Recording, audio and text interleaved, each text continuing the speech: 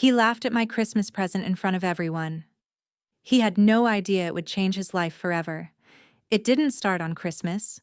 It started the Tuesday after Thanksgiving. Cinnamon in the air, leftover turkey, our living room a Black Friday battlefield of half-open Target boxes. I'd bought simple things: flannel sheets, a vanilla candle that smells like my mom's kitchen, warm white lights on sale to make the place feel softer. Mark came home late, tie loosened, fresh promotion swagger like cologne. He nodded at the boxes the way you acknowledge misbehaving dogs. "We're not in college anymore, Sarah. Maybe aim for something more adult?" He meant expensive. He meant the kind of adult that equates taste with price tags. I sipped my Starbucks peppermint mocha, decaf, a tiny rebellion, threading lights across the window, watching my reflection blur. The dishwasher hummed like it was trying not to cry. Truth is, I could buy him that watch on Fifth Avenue, the one he pretends not to stare at. No one knows this. After my aunt passed in October, I inherited a number that could make lungs forget how to breathe. She taught me discretion, the art of folding money like grief, out of sight, away from strangers' hands. So I'm careful, quiet.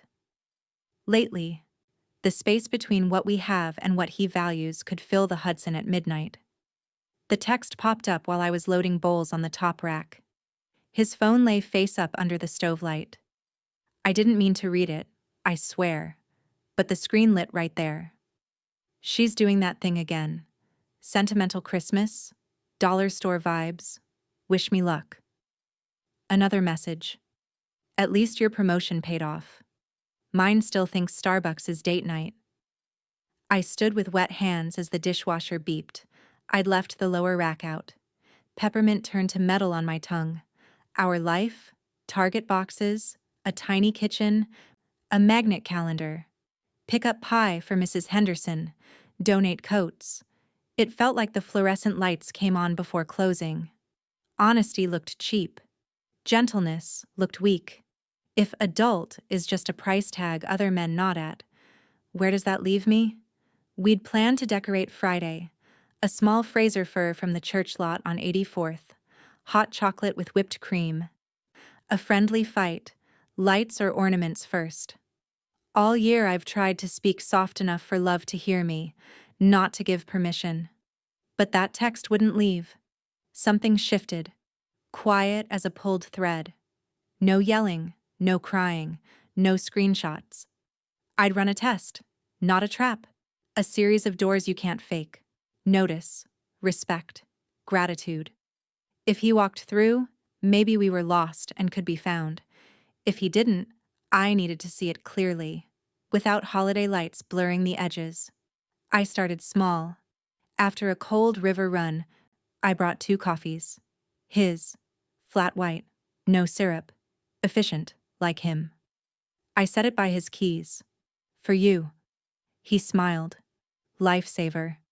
Without seeing me. He didn't ask why my cheeks were pink from the wind, or why I'd woken at 5, or whether I slept after the beep. That's okay, I told myself. Door 1 was tiny. That night I tucked the flannel sheets tight, my aunt's way, tight enough to hold a sleeping heart. They're soft, I said. They're cheap, he said, then coughed like the word slipped. Maybe we upgrade in January. New year, new everything. Phone blue carved my face into versions in the mirror. I stepped onto the balcony. Across the street, a small, stubborn tree glowed like a candle that refuses to quit. Down below, honking cabs, a dog complaining, a woman laughing too loud. I still believed in us. Belief is a muscle. Use it, or lose it. Saturday, I asked him to hit Target for ornaments. Our old rule: 1 new ornament under $10 that tells a story. Ceramic taxi, wooden acorn. Let's not, he texted. I've got to get fitted for the team exchange. So I went alone. The A-train sighed like a tired old man. Aisles of moms, couples, a girl on speaker asking if she should text him back. In my cart, Shatterproof balls, cinnamon pine cones, a tiny glass bird with a bent wire foot that made me smile. I paused at jewelry, imagined the watch, his holy grail, just to see if generosity would come. It didn't. That scared me more than anger. I bought an album instead. Leather-bound, brown as an old library chair. Honest. On the way home, Starbucks. A dad teaching his daughter to hold cocoa with 2 hands. "It's a ritual," he said. The word stayed. That night, Mark talked condos, rooftop parties, something classy. I set the album on the mantel, not to taunt him, just to see if he'd see. He didn't. "Secret Santa ideas?" he asked. "Something thoughtful," I said. He laughed like I'd missed the joke. When he slept with his phone heavy in his hand, I traced hairline cracks in the ceiling. These tests weren't to catch him, they were to catch me, and the excuses I make for anyone who confuses price with proof. I'd make a gift that looks like nothing and means everything. Target was carols and cartwheels. I kept our promise. 1 story a year. A tiny glass taxi. A felt cardinal with 1 flat wing. A clay snowflake with a thumbprint in the glaze. Warm white lights. Another leather album. A question for the mantel. "Do you see us?" He came home, ambition riding the hallway air. "That tree's small," he said, lifting the bag. "More dorm stuff?" "Ornaments," I said. "Pick one with a story." He laughed. "The story is we can afford better." He pinched the cardinal's price tag like evidence. "Babe, this is dorm chic? Help with the lights?" He checked his phone instead. Blue reflection along his cheekbones. His face looked expensive. And far away. The screen kept lighting. Camaraderie dressed as confidence. "Operation Dollar Tree continues," he typed. "She got a micro tree and Target ornaments. Cute, right?" Reply. "At least it's not another memory project." "Bro, get her onto real brands." My hands went cold. I plugged in the lights. The room washed warm, almost rude, like a compliment I hadn't earned. This isn't about money, it's about measure. What do you measure love with? I set the album on the mantel like a lighthouse. If he asked, I'd say, "Let's bring the ghosts in our phones into one place." He didn't ask. He shopped suits for a party now calling itself a gala. I tied the glass taxi to a branch. The radiator ticked like a metronome for patience. Door 1. Notice. He didn't walk through. Next morning, a flat white and a sticky note. Today, tree, plus 1 story each. "You're the best," he said, already halfway into a calendar invite. Another buzz. I wasn't going to look. I did. Flat white delivery service. Maybe I can train her to do pour-overs next. JK, love language, caffeine. Harmless to most people. To me, it landed like a label on my forehead. Helpful. Not seen.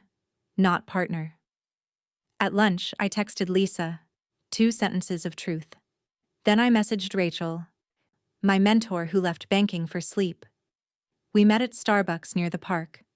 I told her a slice, nothing about the inheritance, just the shape of the bruise. I need to understand how companies stack. Who owns whom? How control works when a brand is just a mask. He keeps saying parent company like Olympus. There are ladders behind ladders, right? She drew boxes and arrows on a napkin. Think layers, think compliance, stay clean. Public filings are your friend. The SEC is your friend. Don't touch what isn't public. "I hear you," I said. "Why are you asking?" "Because I need to know how men measure things." True, even if it isn't an answer. Back home, I made a folder named Recipes 2024. Screenshots with metadata and timestamps, little nails pinning down a map. Company profiles, parent filings, that strategic alignment article he bragged about. My heart finally hired my brain. That evening, we decorated. Mostly me. He hung one ornament, then drifted back to the phone. "Careful," he said as I straightened the star. "Very. Craft fair." When I added the felt cardinal. "Craft is a compliment," I said. Another buzz. "Tree is adorable. She's on a budget I didn't authorize, with bros and LOLs." I tied the tiny taxi beside the cardinal, two friends who understand the same winter. He noticed the album only while fixing the soundbar. "What's this?" "A place to put us." "Could just do a Shutterfly book," he said, as if convenience equals intimacy. He put it back, somehow worse than not seeing it at all. When he left for partners-only drinks, I stood with the small tree, warm lights, and the empty album. I set my palm on the cover. I will not beg for a kind of love I don't believe in. I'll test for the kind I do. Phone buzz. Rachel. "Start here. Bored minutes tell stories if you listen." I looked at our tree doubled in the window, like a duplicate life. Disappointment sat beside me. So did hurt. But resolve stood up. Sticky tabs. Us. Year 1. Acorn Park. First apartment. The recipe we lost and found. If he sees it, there's room for him. If he mocks it, there's still room for me to leave. The city argued. I chose my next door. The invite said, "Casual holiday hang," which in Mark's world meant artful sweaters priced like rent and cocktails with names longer than the glass. We took the subway because parking is a myth, and I balanced a small craft box on my lap like it might break. Because it could. Just not the way anyone in that room would expect. Inside was a DIY ornament I made from a photo of us the night before his first big presentation. Two kids in thrifted coats, streetlight gold spilling over us. The picture was pressed between tiny panes of glass, edged in copper tape, tied with baker's twine. On the back, in small letters, "When you believed work would make you kinder." It wasn't a trick test. It was a map back to something true, if he wanted it. The apartment belonged to one of his newly promoted friends, the sort who treats square footage like a personality. Candles everywhere, jewelry like snacks, a bar arranged like a magazine spread. People I knew by name but not by warmth. Chloe with the glossy hair, David with the room-filling laugh that checks to see who noticed.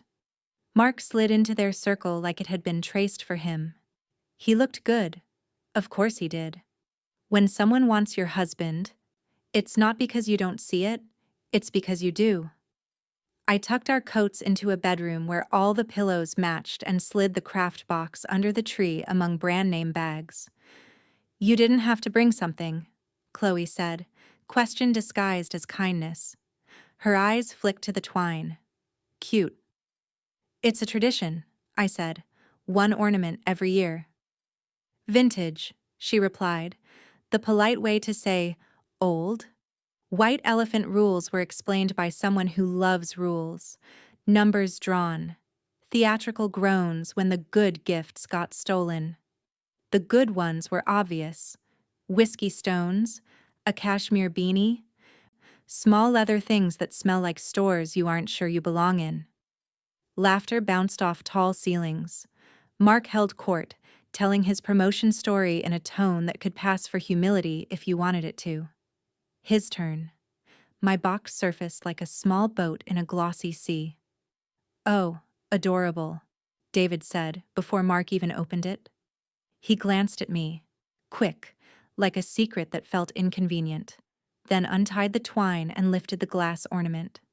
The room paused. Our younger faces. His unarmored eyes. Hope, visible. For a heartbeat, recognition moved through him, heat under ice.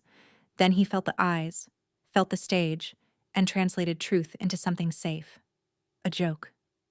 "Ah," he said, tipping it toward the light. "Sarah's back with DIY Christmas. Remember when we were like, freshman core?" He laughed at his own line. The room laughed back. Chloe laughed kindly. David shouted, Budget but meaningful. Someone near the bar murmured, "Ah," like there was a baby at dinner. I smiled because I refused to let mockery steal my face. Every promotion has a before, I said. For him, for me, not for the room. He heard me. His eyes flinched, then went flat. "Cute," he said, letting cute do the violence. He hung the ornament on the back third of the tree as if the memory belonged with company assets. "Okay. Who's next?" he said lightly, and the room gratefully moved on. Lisa's hand found my elbow like a seatbelt. "Breathe," she whispered. "Anchor." I anchored to the plan. Monday, 8:00 a.m. Embargo drafted, SPV signed, public only, by the book. It's hard to feel humiliated once you've stopped volunteering. David grabbed the mic to vamp. "Speaking of promotions," he grinned, "I hear someone's wrist gets heavy in Q1. Finger guns at Mark, who performed embarrassment like an award show bit. "We'll see," he said, showing his bare wrist like a prophecy, then glanced at me as if I'd clap. I sipped water. Gifts churned. Crystal coupes got stolen. The room groaned on cue. I watched the ornament sway behind clean font bulbs and imagined it as a compass needle trembling toward north. I don't need them to like my map, I told myself. I just need to walk it. Near the end, another woman opened my spare brown paper box and softened. "Oh," she said. No irony. Sweet. A pocket of oxygen. Mark found me where the jazz had turned a little mean. "You okay?" he asked, smile bright and tight. "You looked intense." He said intense the way some men say hysterical. "I'm fine," I said, winter clear. "You didn't have to bring that." He lowered his voice for intimacy he hadn't earned. "It's embarrassing. We talked about upgrading our aesthetic. You make me look like a man who had a beginning," I offered. He blinked, recovered. "You know how David is." He egged it on. I was keeping the vibe. "Don't be sensitive. Jokes land differently depending on whether you're the punchline," I said softly. He sighed the cute irritation some men reserve for women who won't sign the consent form for their own humiliation. "God. Sarah, not here. You're making a thing." Chloe drifted over, body open to him, half closed to me. David hovered, hunting an audience. "We're great," Mark said fast.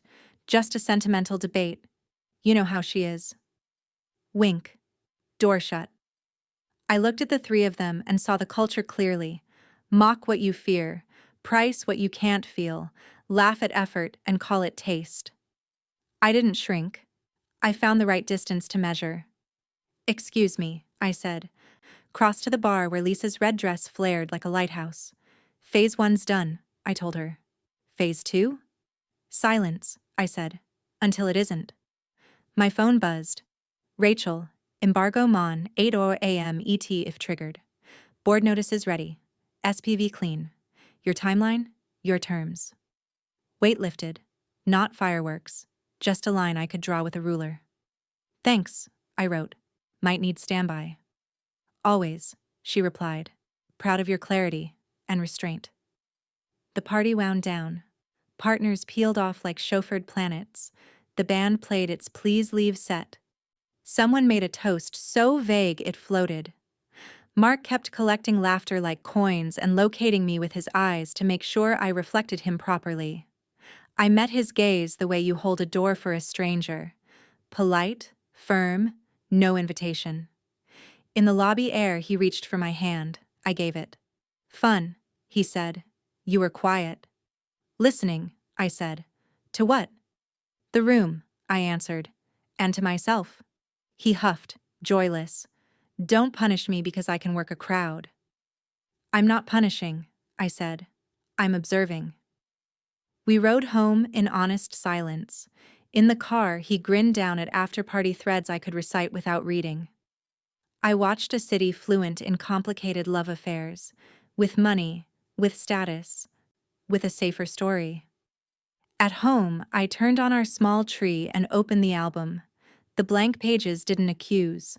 They waited. I slid a spare stoop photo into a sleeve and pressed it flat. "This is my line," I told the room. "I won't argue about the price of tenderness. I won't audition for good sport in a culture that starves on purpose. I'll be the one who knows what things are worth when the lights come on. If the phone rings at 8 Monday, it won't be revenge.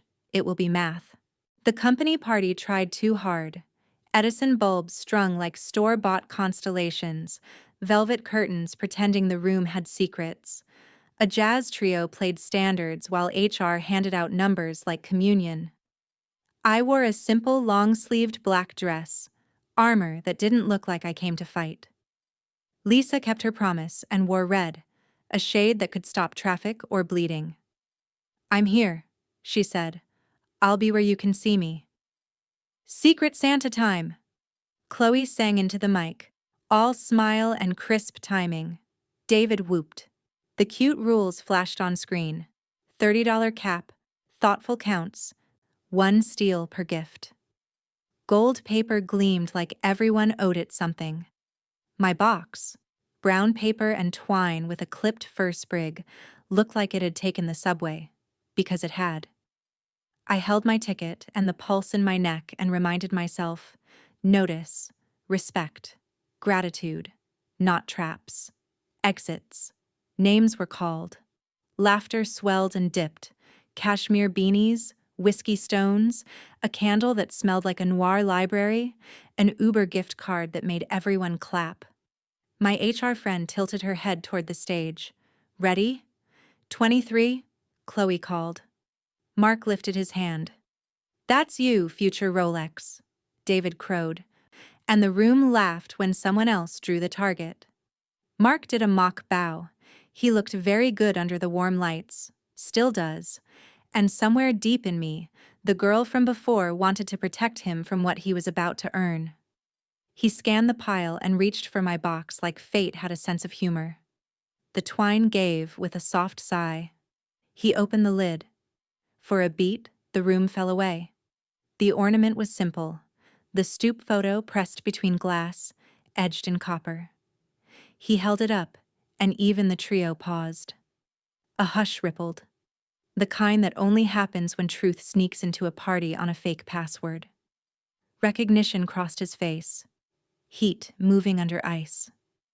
Then he felt the eyes, felt the stage, and converted truth into a joke. "Ah," he said, tipping it to catch the light. "Sarah's DIY Christmas. Remember when we were thriftcore?" The room laughed on cue. Chloe kindly, David loudly, someone near the rail with an awe. I smiled. Mockery doesn't get my face. "Every promotion has a before," I said, to him and to me. He heard me, flinch, then flat. "Cute," he said, letting the word do knife and velvet work. He hung it on the company tree, as if memory could be capitalized. "Who's next?" he tossed, and the room was grateful to move on. Lisa's hand steadied my elbow. "Anchor," she murmured. I anchored to the plan. Monday, 8 a.m. Embargo ready. Public only. It's hard to be humiliated when you stop volunteering. David vamped again. Heard someone's wrist is getting heavy in Q1. Finger guns. "We'll see," Mark said, showing his bare wrist. He glanced my way for applause. I sipped water. The exchange churned. When crystal coops got stolen, the room groaned like a sitcom. I watched the ornament sway in the back third of the tree behind clean font baubles and imagined it as a compass needle trembling toward north. I don't need them to like my map. I just need to walk it. Near the end, another woman opened my extra brown paper box and softened. "Oh," she said, no irony. Sweet. A tiny pocket of oxygen. Mark found me at the edge where Jazz had turned a little mean. "Hey," he said, smile bright and tight. "You okay? You looked intense." "I'm fine," I said. Winter clear. "You didn't have to bring that." He lowered his voice for unearned intimacy. "It's embarrassing. We said we were upgrading our aesthetic. You make me look like a man who had a beginning? He blinked, recovered. You know, David. He egged it on. I was keeping the vibe. Jokes land differently depending on whether you're the punchline, I said. God, Sarah. Not here. You're making a thing. Chloe drifted over, open to him, half closed to me. David hovered, hunting an audience. We're great, Mark said fast. Just sentimental debates. You know how she is. Wink. Door closed. I looked at the three of them and saw the culture. Mock what you fear. Price what you can't feel. Laugh at effort and call it taste. I didn't shrink. I found the right distance to measure. Excuse me, I said, and moved to Lisa's red at the bar. Phase 1's done. Phase 2. Silence until it isn't. Text from Rachel. Embargo Mon, 8 hours AM. ET if triggered. Board notices ready? SPV clean. Your timeline, your terms. Weight lifted. No fireworks. Just a line I could draw with a ruler. Thanks. Might need standby. I typed. Always, she replied. Proud of your clarity and restraint. Partners peeled off.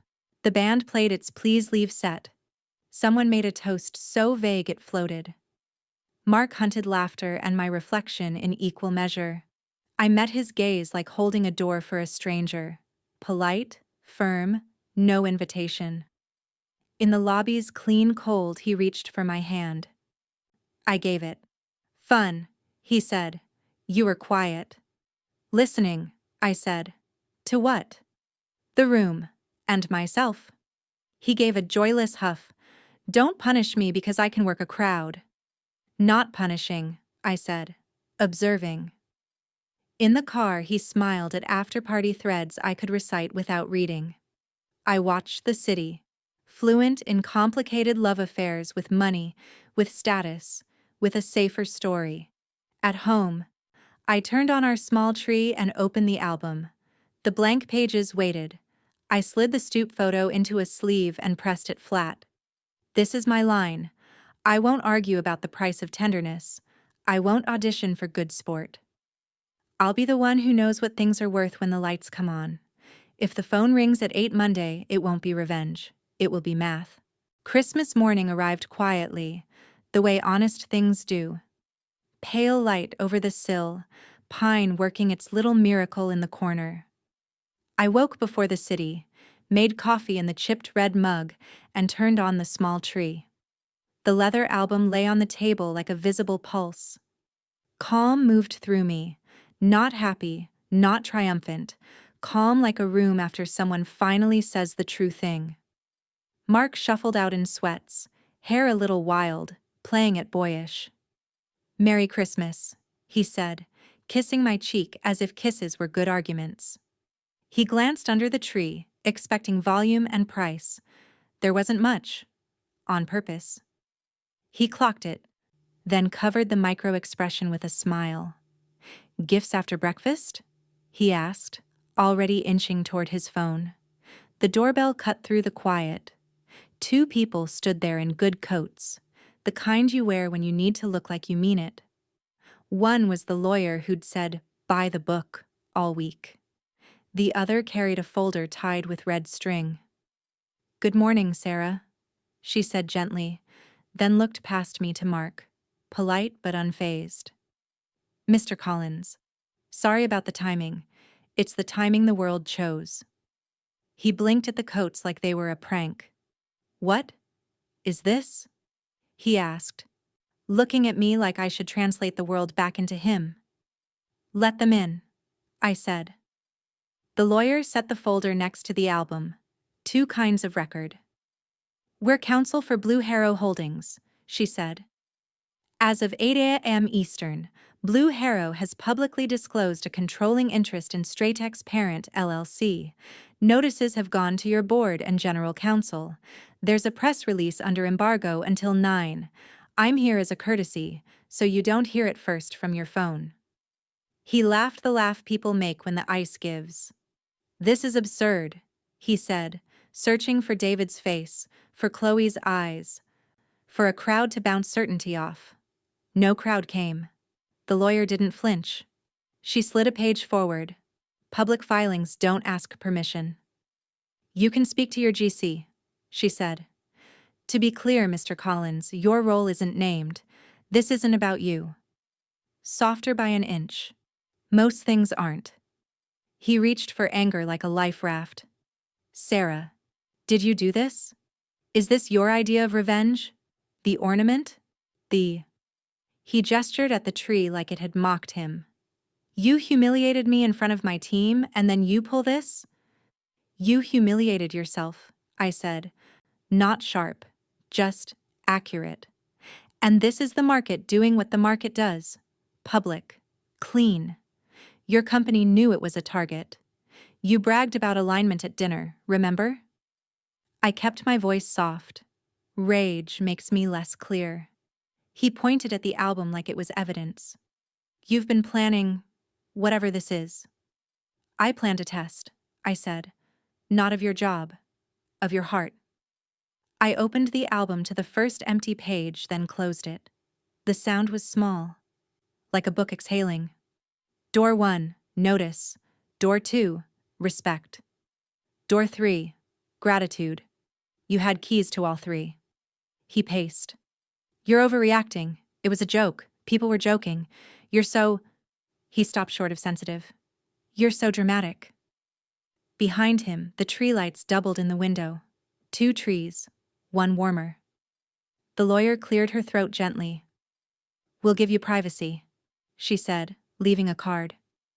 The door clicked shut, and I was left with the man I loved and the man I recognized. 2 versions of a song whose lyrics I finally knew. Sit, I said, surprised by the steadiness in it. He sat, looking smaller, and that poked the part of me built to comfort men. I didn't move toward him. I set my hand on the album instead. I'm not punishing you, I said.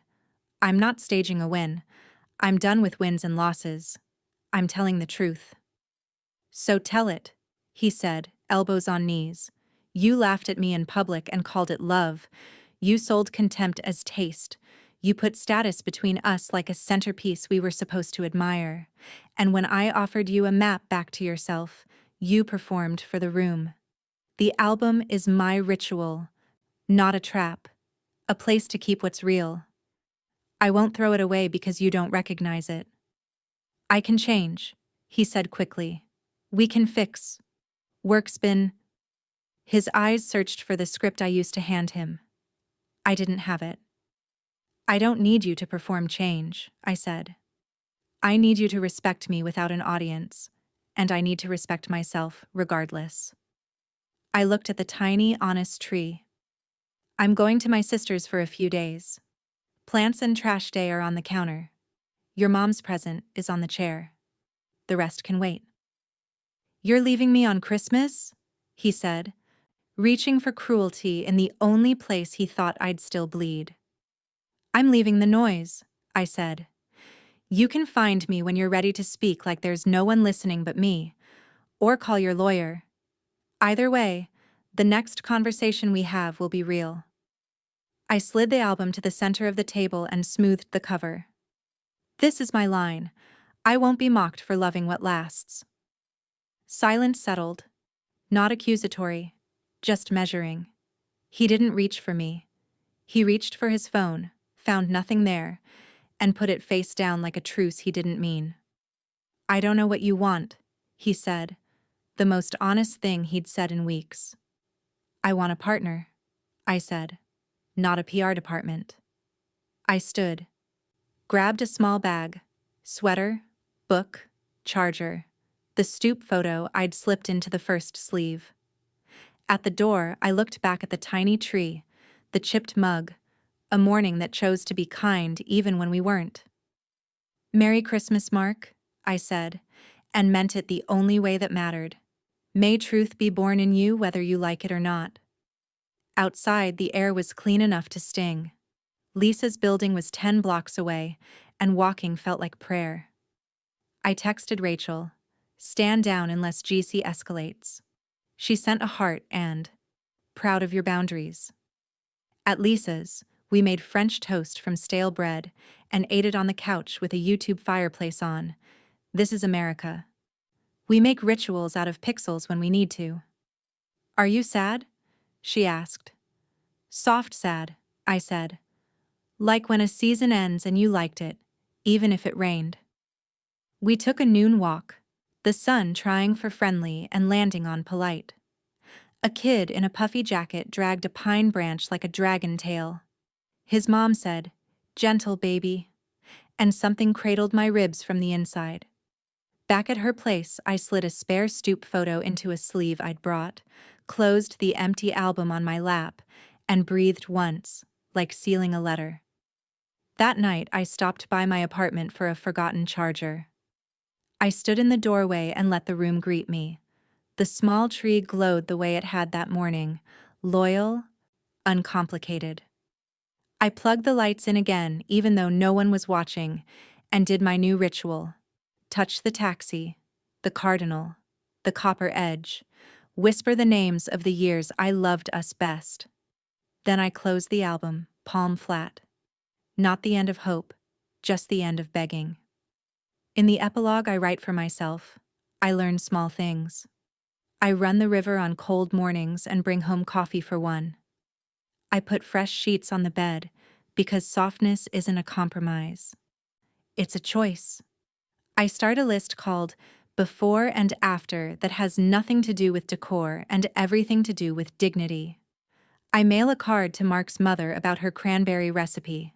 I text Rachel, "Thank you for teaching me clean lines." I keep the album on the living room shelf where the sun lands at 4. Some afternoons I press a photo in. New. Me and Lisa with powdered sugar on our cheeks. Old. My aunt teaching me to tuck corners tight enough to hold a sleeping heart. I don't post about it. I don't crowdsource it. I just live it. The lights on the tree go soft, then softer. Then out as the season ends. January arrives in a coat that fits. I'm not triumphant in a way that begs applause. I'm free the way a quiet room is free. No audience, just air, just light. Just a woman who finally measured love with the right tools and chose accordingly.